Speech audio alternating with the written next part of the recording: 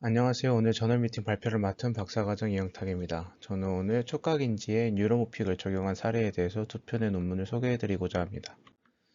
먼저 소개해드릴 논문은 이번 달에 출판된 사이언스에 실린 연구입니다. 사이언스는 임팩트 팩터가 56.9이고 Q1에 랭크되어 있습니다.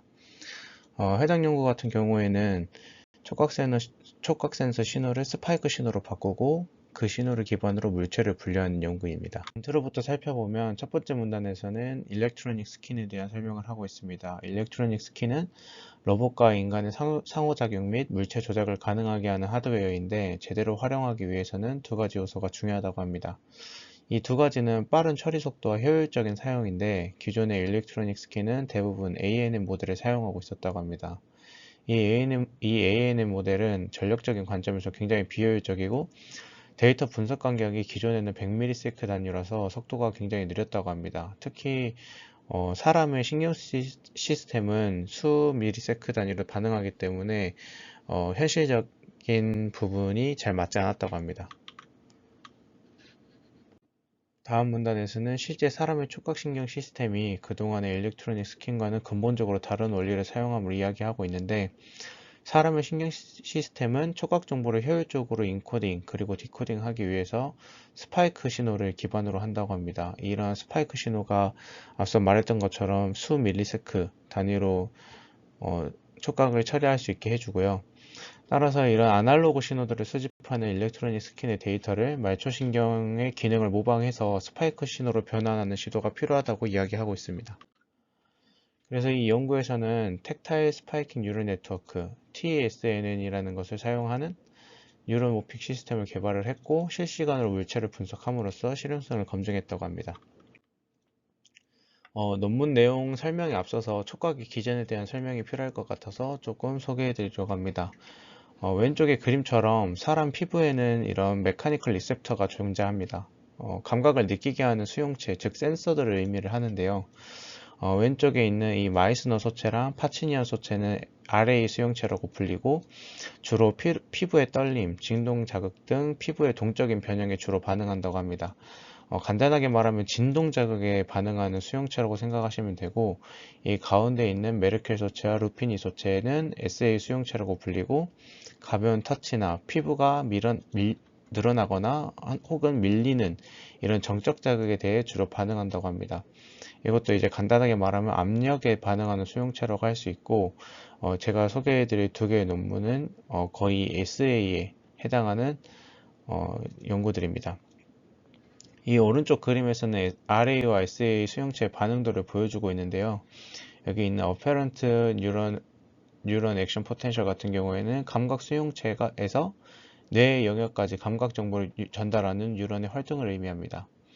여기 밑에 있는 리셉터 포텐셜 같은 경우에는 실제로 물체를 만질 때 수용체가 받아들이는 아날로그 신호를 이야기하고 이 아날로그 신호가 뇌까지 전달되기 위해서는 여기 위에 있는 것처럼 어페런트 뉴런 액션 포텐셜이 되어야 합니다. 보시면 이렇게 스파이크가 초기에 많았다가 점점 적어지면서 하나의 패턴을 만들게 되는데요. 이렇게 시간에 따라 지속적으로 발생하는 스파이크 패턴을 스파이크 트레인이라고 합니다. 해당 용어가 이제 뒤에 논문을 설명하다 보면 나오는 경우가 있어서 추가적으로 좀 설명을 해드렸고요. 이제 본 연구에서 제안하는 뉴로모픽 텍타일 시스템의 모식도를 설명해 드리려고 합니다. 먼저 이 A는 연구에서 개발한 촉각 센서 어레이를 나타내고요. 총 64개의 채널을 가집니다. 이 하나하나의 채널이 마치 뉴런처럼 작동을 해서 스파이크 신호화 돼야 되기 때문에 채널 하나당 하나의 뉴런으로 변환된다고 생각하시면 되고 뒤에 그림에서 나타나는 모든 뉴런들은 하나의 각각 채널이라고 생각하시면 됩니다. B는 센서 신호가 스파이크 신호로 변환되는 과정을 나타내고요. 그림처럼 이런 아날로그 신호가 스파이크 신호로 변환되는데 이 LIF라는 뉴런이 사용이 됩니다. 이 LIF 뉴런은 이제 기존의 뉴런의 작동 방식을 흉내내기 위해 만들어진 인위적인 모델이고요. 이렇게 아날로그 신호가 들어오면 뉴런 액션 포텐셜처럼 모사를 해서 이렇게 스파이크 신호로 출력을 해줍니다. C는 이제 스파이크 신호가 SNN, 그 스파이크 뉴럴 네트워크의 입력 데이터로 들어가는 걸 의미하고 결과적으로 이 물체의 확률 값을 출력하게 됩니다. D는 사과를 예시로 A의 센서에서 실제 들어오는 아날로그 신호를 보여주고 있는데요. E는 이 D의 신호가 스파이크 신호로 변환된 신호입니다. 그래서 이 두 개의 과정은 이 B를 거쳤다고 생각하시면 되는데요. 이 아래에 좀 다른 first spike timing이라고 표현된 게 있는데 이건 각 뉴런에서 첫 번째 스파이크가 나온 시점을 의미합니다. 정확히 정의하자면 물체를 누르는 시점과 스파이크가 발생하기 시작한 시점 간의 거리를 의미하고요. 그래서 여기 보이는 것처럼 이 파란색이 가장 먼저 나와서 여기 첫 번째 타이밍에 들어가고 그 다음엔 초록색, 그 다음엔 노란색 각각 첫 스파이크가 나오는 시점들을 이렇게 표시하고 있습니다. 마지막으로 이 F는 분류 결과의 예시이고 사과의 데이터이기 때문에 사과의 확률이 가장 높은 것을 확인할 수 있습니다. 그래서 앞서 모식도에 대해서 설명을 해드렸고 이를 실제 물체 분류에 사용되기 전에 이 뉴로모픽 시스템의 효용성을 먼저 검증하고자 하였다고 합니다. A는 A의 왼쪽은 딱딱한 물체를 누르는 경우, 오른쪽은 부드러운 물체를 누르는 경우입니다. 그리고 B는 실제로 누르는 힘, 그리고 유지하는 힘, 그리고 떼는 힘에 대한 아날로그 신호를 나타냅니다. 딱딱한 물체 같은 경우에는 거의 이 눌리는 변이가 짧기 때문에 유지하는 힘까지 걸리는 시간이 굉장히 짧고 실제 이제 유지한 다음에 떼는 시간도 굉장히 짧습니다. 근데 이제 부드러운 물체 같은 경우에는 이게 많이 눌리기 때문에 오랜 시간 동안 이 누르는 신호가 유지되고 이제 떨어질 때도 시간이 좀 오래 걸리게 됩니다. 이 아날로그 신호들을 변환하게 되면 이렇게 C처럼 되고요. 이 C를 시간에 따라 스파이크 개수를 이제 다 더해주면 D처럼 나오게 됩니다. 그래서 단단한 물체 같은 경우에는 확실히 짧게 누르기 때문에 이렇게 좀 누적된 개수가 적고 부드러운 물체는 오랫동안 힘을 주기 때문에 좀 스파이크 개수가 많은 것을 확인할 수 있습니다. 그리고 이 같은 경우에는 실제 이런 물체들을 눌렀을 때 손끝에 있는 센서들이 실제로 눌리는 센서들과 스파이크 개수를 나타내는데 확실히 이 말랑말랑한 같은 물체 같은 경우에는 누르면 누를수록 평평해지기 때문에 닿는 센서들이 많아지고 있음을 확인할 수 있습니다. 이 F는 First Spike 타이밍에 대한 그림인데요. 왼쪽은 딱딱해서 이 39번 뉴런 같은 경우에는 계속 스파이크가 없었습니다. 왜냐하면 이렇게 누르는 동안에 꽉 눌리지 않기 때문에 이렇게 마지막까지 눌리지 않는 채널들이 있게 되는데요. 그래서 이렇게 일부 채널이 눌리지 않은 경우에 대해서 이렇게 표현이 되고 부드러운 물체 같은 경우에는 이제 평평하게 눌리기 때문에 모든 뉴런이 발화하게 됩니다. 그래서 이 두 가지의 그림만 보더라도 물체의 하드니스, 그러니까 딱딱함이 이런 퍼스트 스파이크 타이밍에 반영된다는 것을 확인할 수 있고 뉴로모픽 시스템이 잘 작동할 수 있음을 확인할 수 있었다고 합니다. 그래서 실제로 딱딱한 물체랑 부드러운 물체, 그리고 둥근 물체와 평평한 물체를 비교해 봤을 때 이 아래에 있는 A 그림처럼 TSN을 적용해 보면 인베딩 스페이스 안에서 이렇게 잘 나눠지는 것을 확인할 수 있다고 합니다. 그래서 뭐 단단함에 대해서 이렇게 인베딩 스페이스가 나뉘고 또 곡률에 대해서 인베딩 스페이스가 나뉘고 이렇게 된다고 하고 C와 B를 보면 굉장히 높은 확률로 잘 분류되는 걸 확인할 수 있습니다. D 같은 경우에는 이렇게 분류되는데 걸리는 시간을 의미하고 각각 0.25초 그리고 0.34초 걸렸다고 합니다. 여기 있는 것처럼 곡률이 상대적으로 더 빨리 분류가 되게 되고 다음으로 단단함이 느껴지게 됩니다. 이거에 대해서는 사실 당연한 게 이렇게 손가락으로 눌렀을 때 처음 누른 시점부터 이미 곡률은 잘 느껴지게 되고 아까 단단함 같은 경우에는 누르는데 시간이 좀 걸린다고 했잖아요. 그래서 이렇게 분류되는데 시간이 좀 더 걸렸다고 합니다. E와 F 같은 경우에는 실제로 변환된 스파이크 신호를 G 운동신경에 인가를 해봤고, 단단함이 높을수록 전체의 스파이크가 줄고 이렇게 G 뒷발이 적은 각도로 움직였다고 합니다. 아까 단단한 물체는 눌렀을 때 조금만 들어간다고 이야기를 했었는데, 이 단단한 물체가 움직이는 앵글이 짧다는 것은 적은 깊이로 누르는 것과 매칭이 잘 되는 결과라고 합니다. 앞서 검증된 이런 뉴로모픽 시스템으로 실제 물체를 실시간으로 분류하는 실험을 진행했다고 합니다. A는 사과를 분류하는 예시인데요. 사과를 잡고 분류하는데 이 사과를 52%로 분류하려면 여기 플러스 모양으로 되어 있는 것처럼 0.32초가 걸렸다고 하고 100% 분류하는 데는 0.43초밖에 안 걸렸다고 합니다. 이는 앞서 곡률과 단단함을 분류하는 데는 0.34초만 걸린다고 했는데 그것에 이어서 물체까지 분류하는데 0.09초만 더 있으면 하나의 물체로 완벽하게 분류할 수 있다는 것을 의미합니다. 사실 해당 결과는 분류가 굉장히 잘 되는 사과 하나에 대한 거고 여기 있는 뒤에서 보이는 것처럼 22개 물체로 완벽하게 분류하는 데는 1초 정도 걸린다고 합니다. B와 C는 이 센서에서 스파이크 빈도수와 처음 스파이크가 발현되는 시간을 나타내고 이게 인베딩 스페이스에서 각 물체들이 어떻게 표시되는지를 보여줍니다. 보시면 이제 22개의 물체가 잘 이제 분해가 되는 것을 확인할 수 있고 여기 오른쪽에 있는 E와 F는 first spike latency와 개수에 대해서 분류 시간 간의 상관관계를 나타내는데 둘 모두 유의미한 양의 상관관계를 가졌다고 합니다.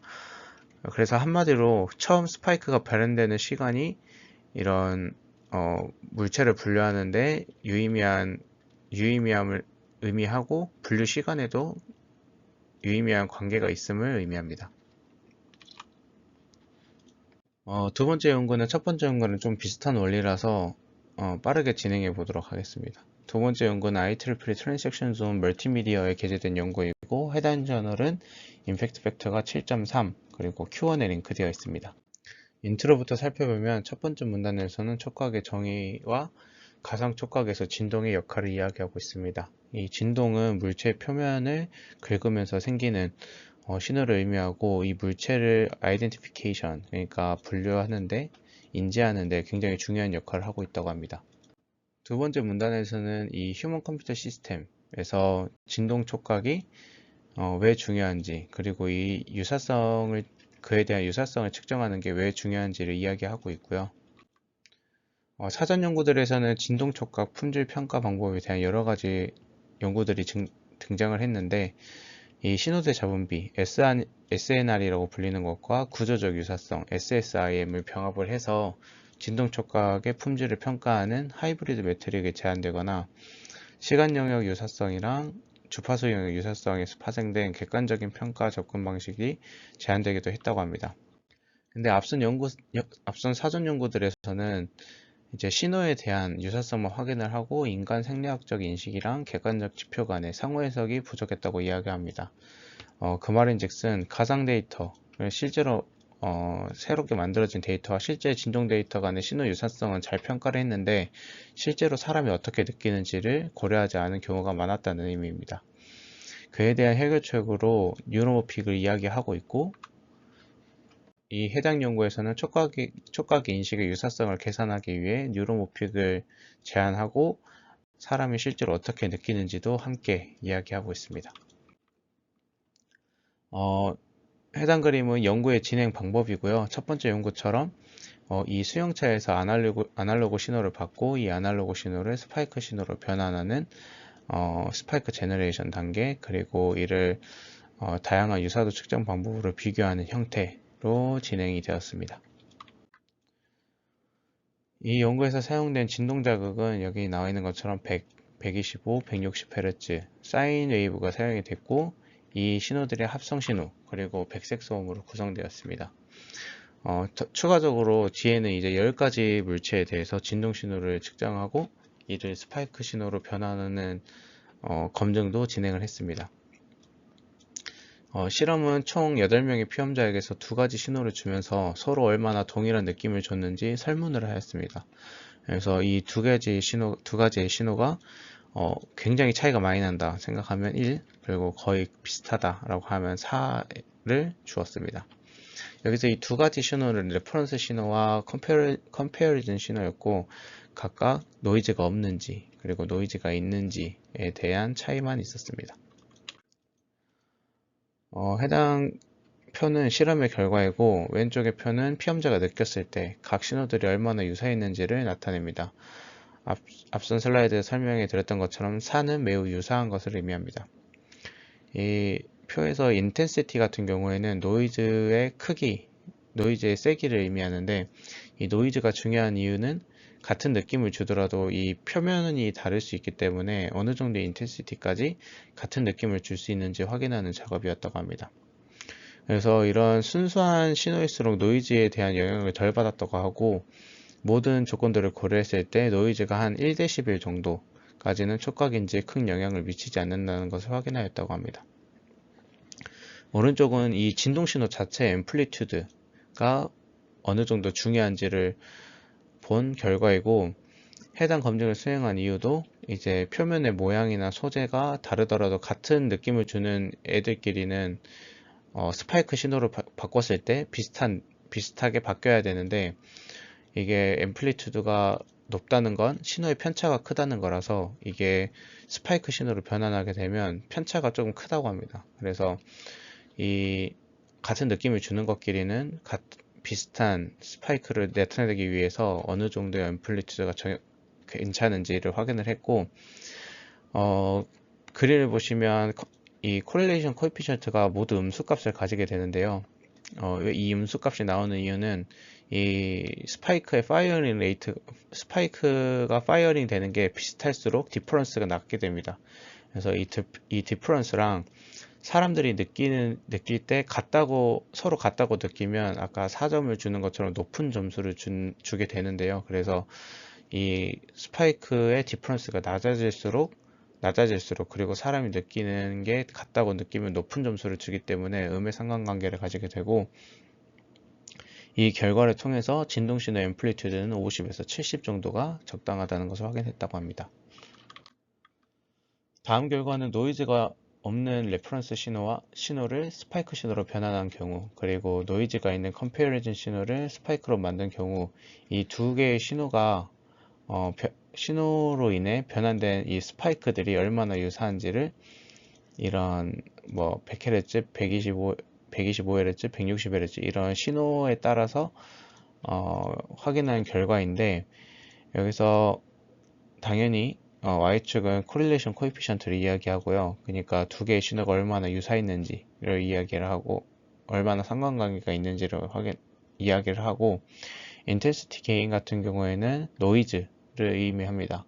그래서 노이즈가 클수록 당연히 신호의 유사도가 떨어지는 것을 확인할 수 있고요.